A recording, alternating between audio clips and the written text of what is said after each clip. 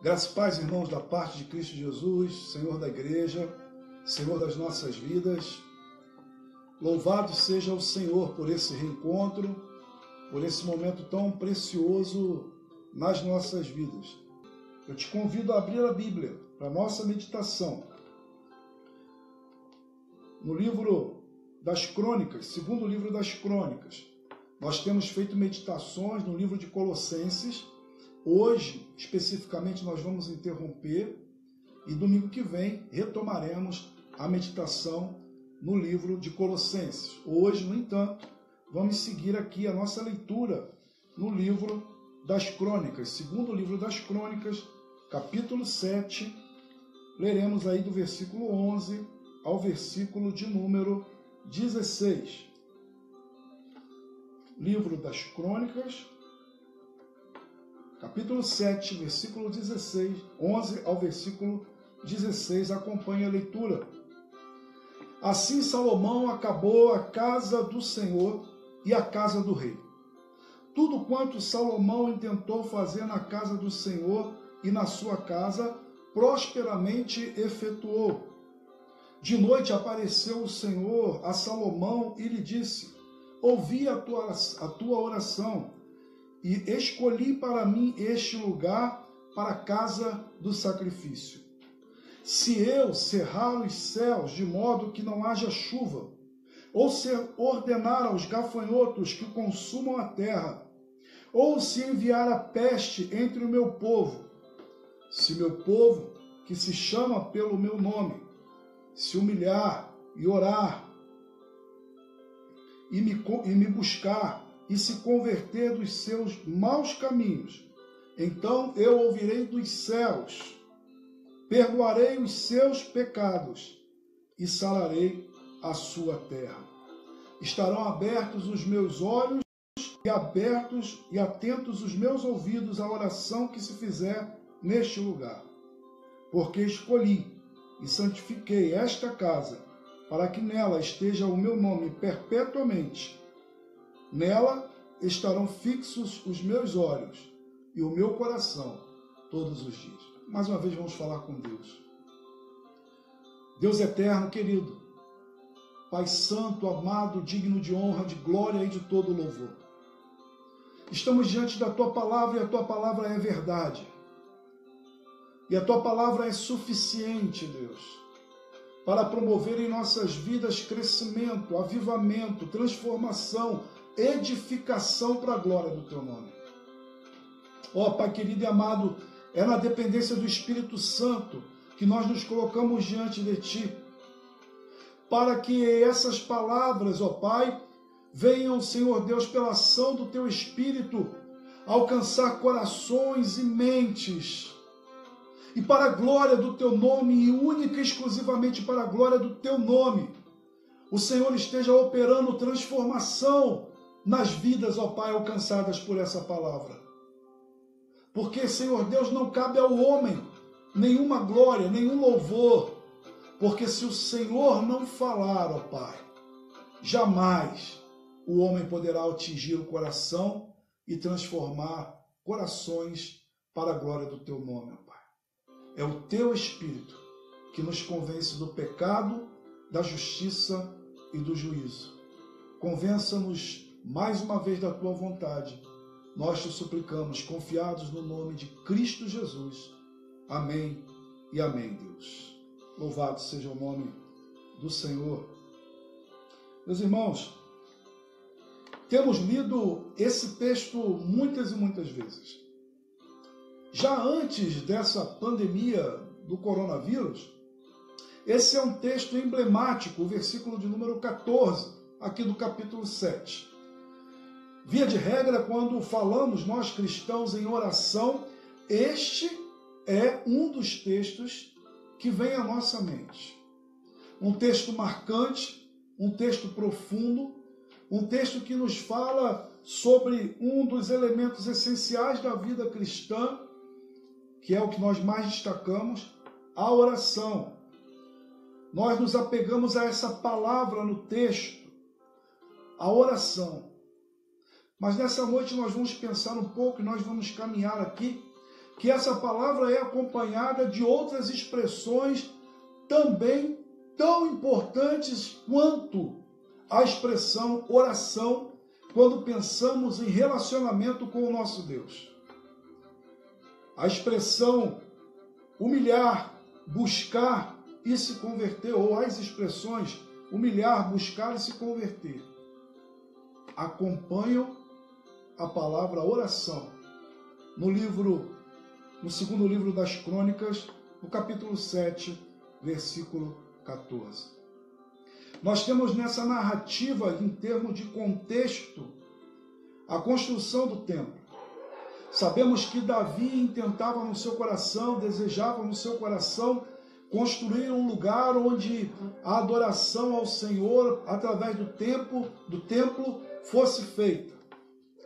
Deus, no entanto, não permitiu que Davi construísse essa casa. Concedeu essa graça a Salomão, seu filho. E nós temos aqui na narrativa, no segundo livro das Crônicas, a partir do capítulo 2, Salomão preparando-se para essa construção. E no versículo 3, mais efetivamente, começando a construir o templo. Salomão, então, desenvolve esse trabalho de construção, e no capítulo 4, nós temos o término, capítulo 5, versículo 1, nós vamos ler que Salomão terminou a obra. Então a narrativa da construção vai até o capítulo 4. E aqui no capítulo 6, um pouco antes do capítulo 7, nós temos a narrativa da oração de Salomão ao Senhor. E Salomão, então, após construir o templo, ora e pede que Deus, então, se manifeste naquele lugar. E que ali seja encontrada a misericórdia e o favor de Deus, e que o povo possa, assim, encontrar Deus e se relacionar com Deus através daquela construção daquele templo. E aí, então, no capítulo 7, nós temos Deus, em resposta à oração de Salomão, se manifestando em uma teofania, manifestação de Deus. Deus, então, vem ali de maneira sobrenatural, maravilhosa, através do fogo, manifestar a sua presença, versículo 1 do capítulo 7. E observamos, então, o povo se prostrando ante a presença do Senhor, adorando. E diz o texto que a glória do Senhor encheu aquele lugar. Meus irmãos, o que tem de especial não é o templo, embora ele servisse a um propósito. O que fez aquela construção de Salomão especial foi a presença de Deus naquele lugar. Foi Deus ter manifestado a sua presença ali naquele lugar. Deus escolheu aquele templo como uma figura de algo infinitamente maior que seria revelado na pessoa do seu Filho Jesus Cristo. Assim como cada um dos utensílios, como a arca e como outros elementos que apenas eram símbolos da presença de Deus e da glória de Deus, e como a palavra em Hebreus trabalha, sombras, sacrifícios e tudo que era feito ali eram sombras. Eram elementos imperfeitos da pessoa de Cristo Jesus, sua obra perfeita e seu ser infinitamente perfeito. Então, o Senhor escolheu manifestar a sua presença através de uma tenda no deserto, manifestar a sua presença através de um templo construído por mãos humanas. O Senhor se manifestou através de profetas e anjos, mas tudo, tanto elementos humanos quanto objetos, eram elementos que apontavam para uma glória infinitamente maior que estaria sobre o povo de Deus na pessoa de Cristo Jesus. Me lembro sempre, e é um texto que tem funções maravilhosas aqui nessa nosso pensamento, que é Hebreus capítulo 1, Hebreus 1, versículo 1 e 2, que diz: havendo Deus outrora falado muitas vezes e de muitas maneiras aos pais pelos profetas, nestes últimos dias nos falou pelo Filho, a quem constituiu herdeiro de todas as coisas, pelo qual também fez o universo.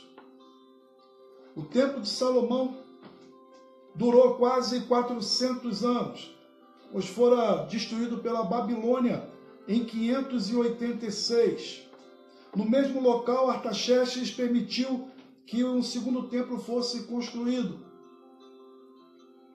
Mas sabemos que no ano 70, até mesmo aquele presente que Herodes quis dar aos judeus, foi destruído o último templo. E aí tivemos então essa maravilhosa revelação pela graça de Deus na pessoa de Cristo Jesus, que Deus não habita mais em templos humanos, feitos por mãos humanas. O Senhor não se relaciona com o seu povo mais através de objetos. O Senhor não se relaciona mais com o seu povo em um local específico, como se ele tivesse contido ali e só ali pudéssemos encontrá-lo. Mas pela graça de Deus, na manifestação do seu Filho, na encarnação do Verbo e na ação do Espírito Santo, Deus agora faz morada no seu povo. Agora nós somos templo do Espírito Santo de Deus.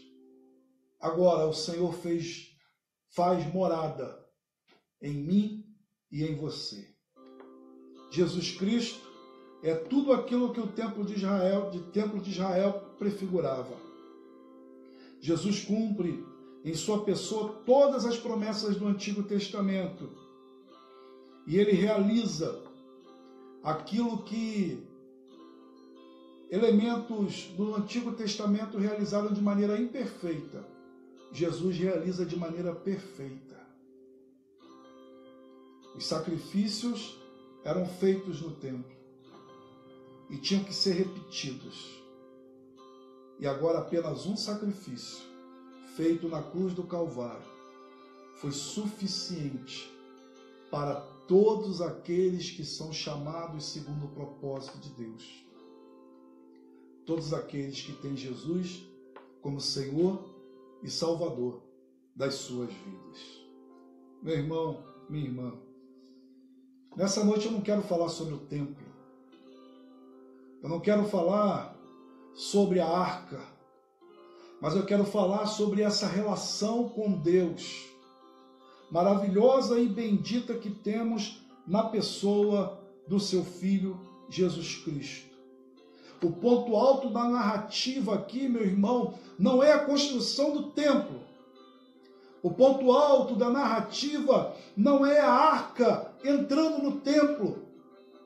Não são os querubins. O ponto alto da narrativa é quando Deus se manifesta. O ponto alto da narrativa é quando Deus fala.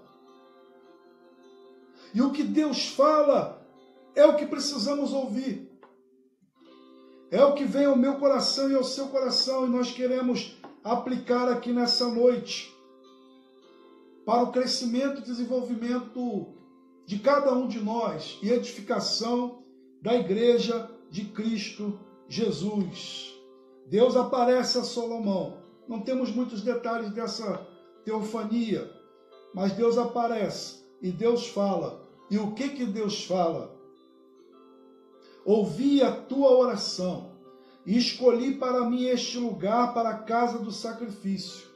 Então o Senhor diz: se eu cerrar os céus, de modo que não haja chuva, ou se ordenar aos gafanhotos que consuma a terra, ou se enviar a peste entre meu povo, Se o meu povo, que se chama pelo meu nome, se humilhar e orar e me buscar e se converter dos seus maus caminhos, então eu ouvirei dos céus, perdoarei os seus pecados e sararei a sua terra.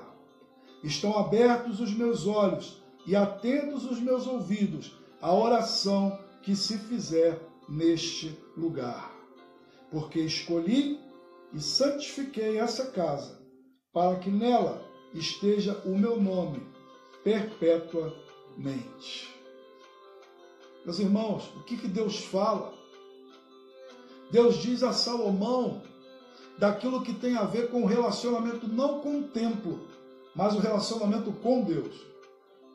Deus fala com Salomão, apesar de mencionar que ali ele fará a sua presença, e isso teve um tempo, isso passou.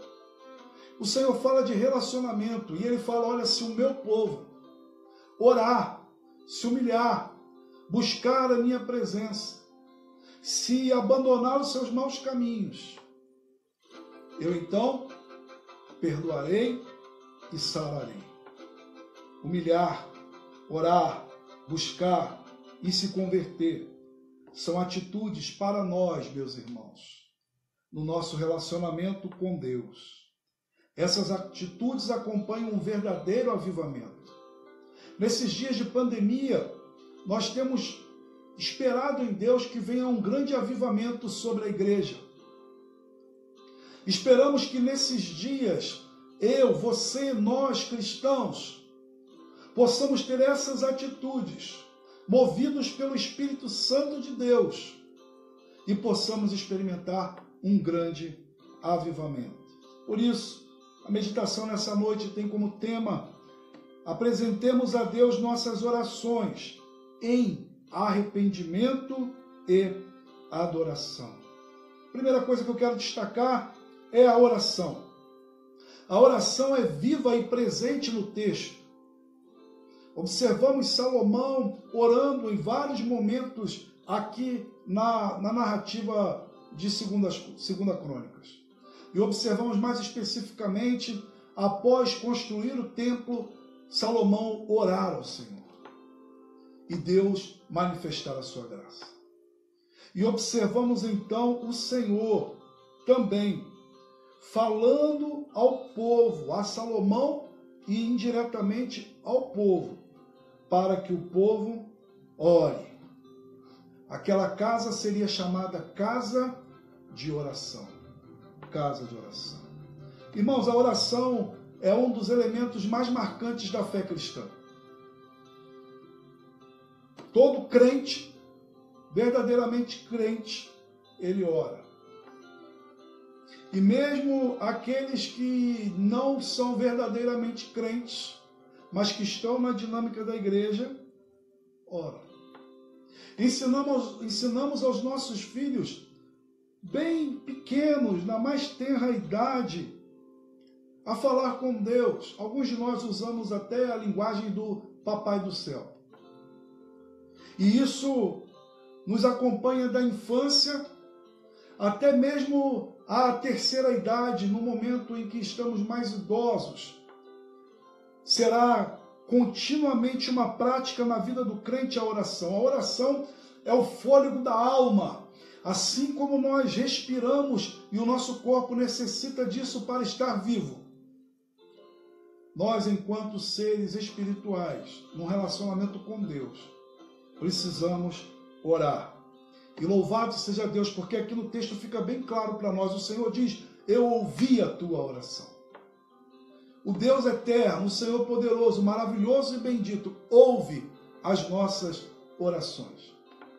Ele diz estar atento às nossas orações. E como é importante, nesses dias em que vivemos, sabermos disso. Meus irmãos, muitas são as convocações, os convites para que nós estejamos orando. E a igreja deve permanecer orando, porque a oração é uma marca da igreja de Cristo Jesus.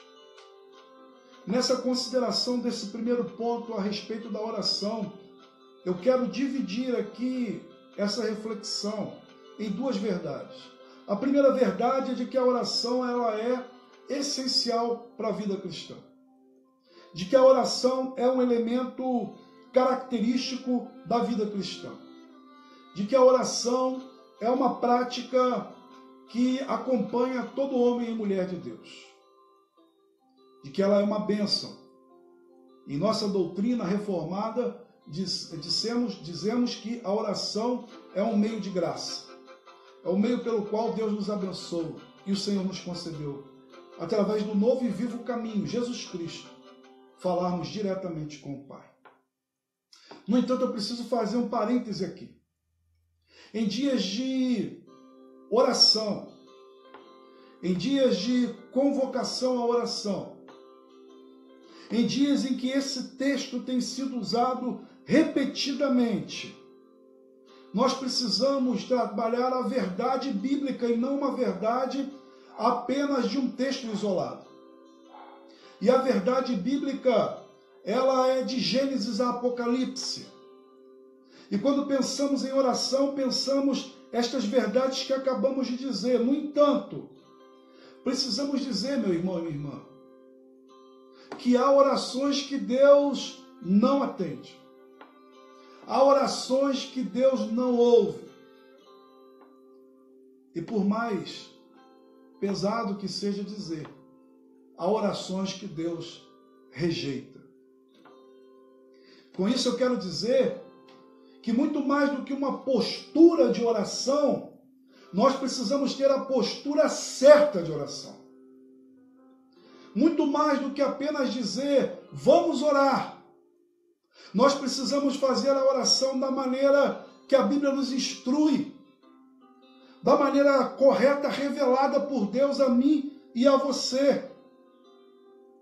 Há quem apresente a Deus orações mecânicas, expressões de uma religiosidade fria, de um costume, talvez por criação, talvez apenas por uma acomodação em estar na igreja e ora.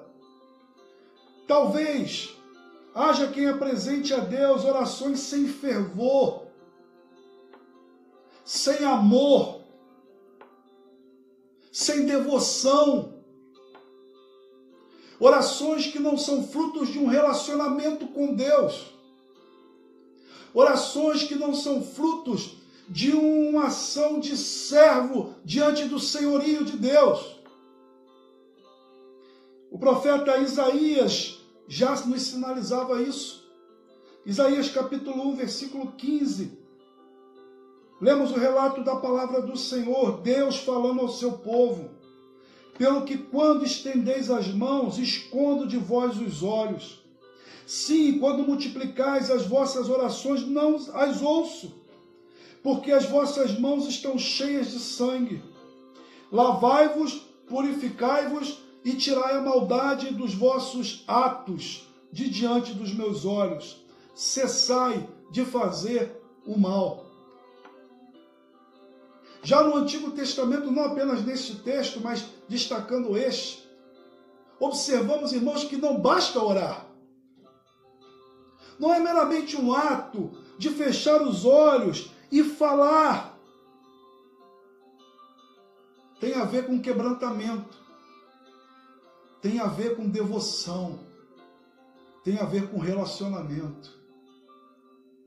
Não adianta orarmos e não termos o coração convertido ao Pai, ao Cristo. E o próprio Jesus Cristo nos ensinou que há orações que são condenáveis diante de Deus. Há orações que Ele próprio condenou. Observamos isso em Mateus 6, versículo 5. E quando orardes, não sejais como os hipócritas, pois que apreciam orar em pé nas sinagogas e nas esquinas das ruas, para serem admirados pelos outros. Tiago, capítulo 4, versículo 1 e 3, vai nos dizer de orações ilícitas, orações que não são lícitas, orações que Deus não se agrada. E diz assim, pedis e não recebeis, porque pedis mal, para esbanjares em vossos prazeres. voltando ao Evangelho, Mateus capítulo 20, versículo 20 a 28, temos a narrativa dos filhos de Zebedeu, onde se aproximam de Deus, de Cristo, e dizem: Senhor, dai-nos sentar um à tua direita e outro à tua esquerda. E Jesus Cristo diz que isso não é possível, que eles não podem suportar as agonias daquele que vai se sentar à direita do Pai. Mas Jesus Cristo diz algo interessante ainda nessa nossa compreensão: quem quiser tornar-se grande entre vós, será esse o que vos sirva, e quem quiser ser o primeiro entre vós, será vosso servo. E ainda nessas narrativas bíblicas, quero destacar um texto muito conhecido nosso, que é a parábola do fariseu e do publicano, registrada em Lucas capítulo 8, versículo 9 a 14. Jesus conta essa parábola e ele diz assim, no versículo 11: o fariseu, posto em pé, orava de si para si mesmo desta forma: ó Deus, graças te dou, porque não sou como os demais homens, roubadores, injustos e adúlteros, nem ainda como este publicano. Jejuo 2 vezes por semana e dou dízimo de tudo quanto ganho. E Jesus continua a narrativa dizendo: o publicano, estando em pé, longe, não ousava nem ainda levantar os olhos aos céus, mas batia no peito, dizendo: ó Deus, sê propício a mim, pecador.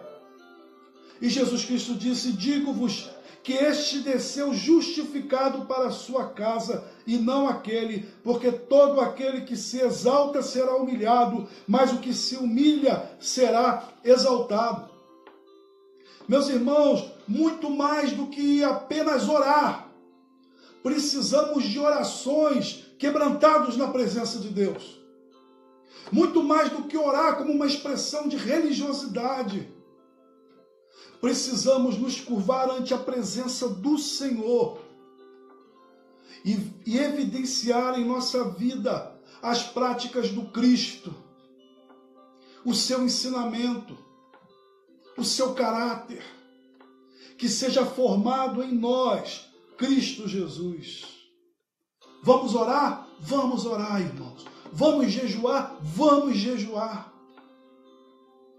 Mas que consultemos o nosso coração para sabermos o que move, o que nos move a essa oração.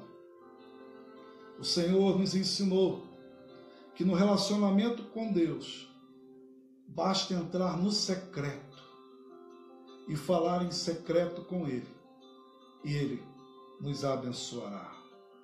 Oremos orações segundo a vontade de Deus, segundo o caráter de Deus. Oremos orações segundo a vontade revelada de Deus em sua palavra.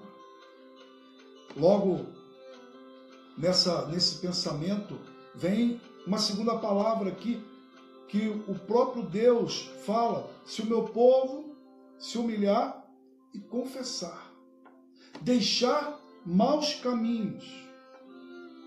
O texto nos mostra que esse era um momento de festa. Salomão havia terminado a obra. Deus se manifestou com poder e glória no templo.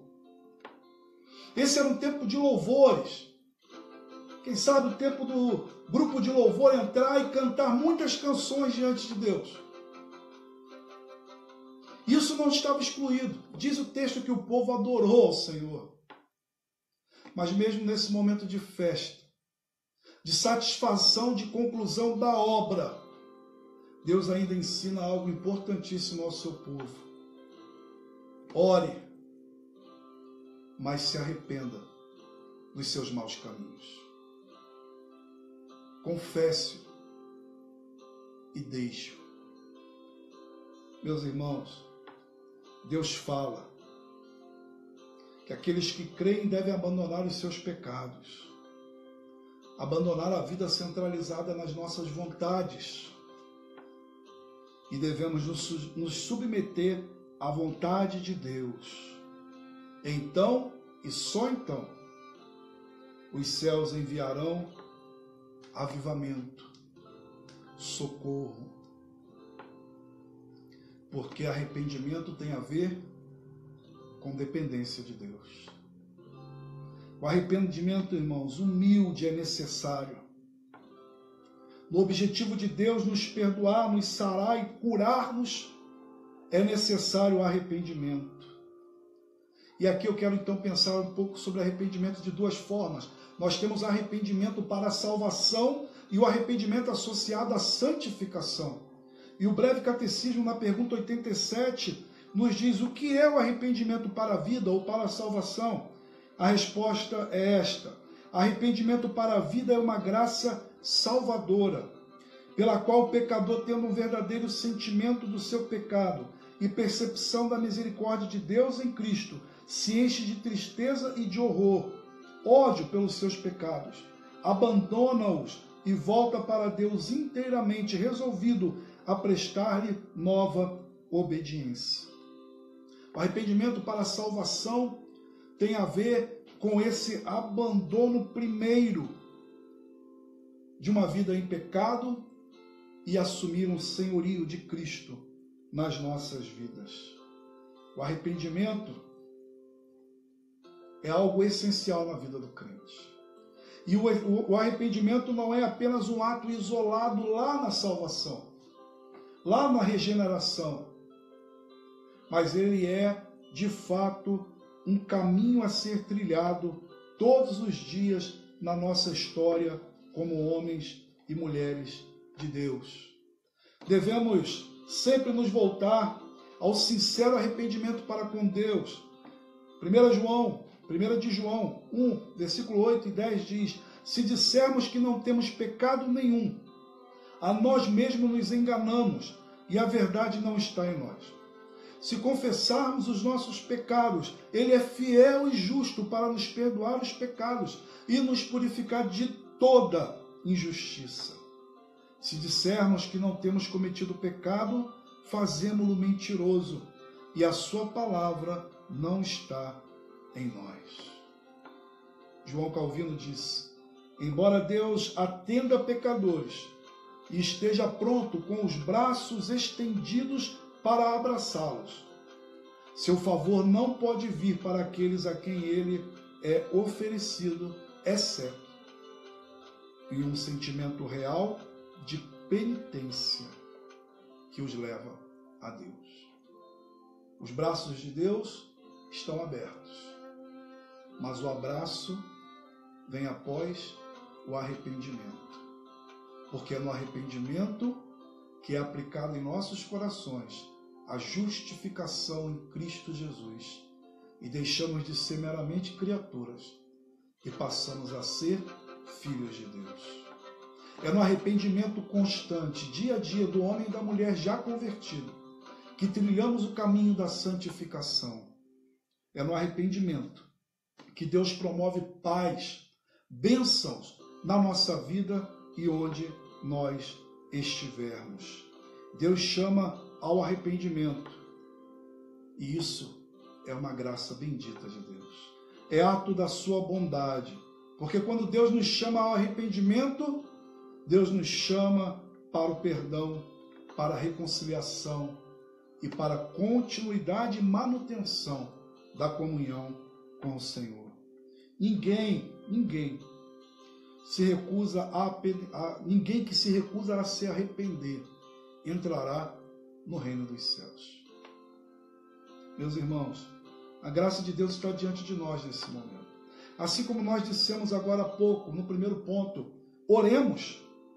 Agora nós dizemos, arrependamos-nos. Consulte o seu coração agora, olhe ao seu redor, para a sua família.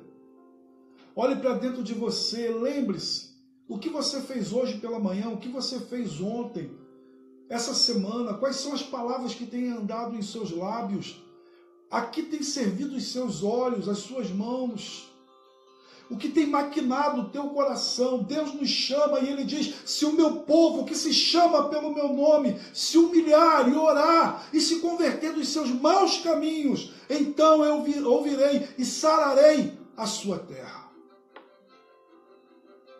É maravilhoso nós dizermos, vamos orar, e Deus vai sarar a nossa terra. É maravilhoso nós dizermos, vamos orar, e o Senhor vai nos curar. Mas Deus chama a igreja, a mim e a você, ao arrependimento. A não apenas uma expressão religiosa diante de Deus.